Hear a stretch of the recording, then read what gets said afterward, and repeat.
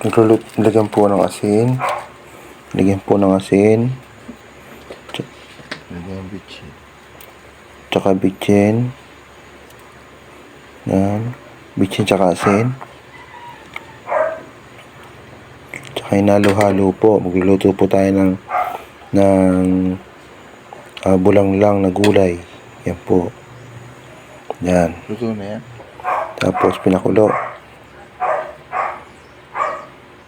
Tapos okay na. Nilagyan na po papalasa yan. Okay na po yan. Tapos tinikman.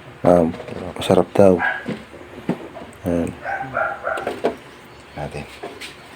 Tapos tayo naman ang titikim kung anong lasa ng luto ng aking pamangkin. Yan, tikman natin. Yun, sabi ko dyan, masarap yan. Kain po tayo.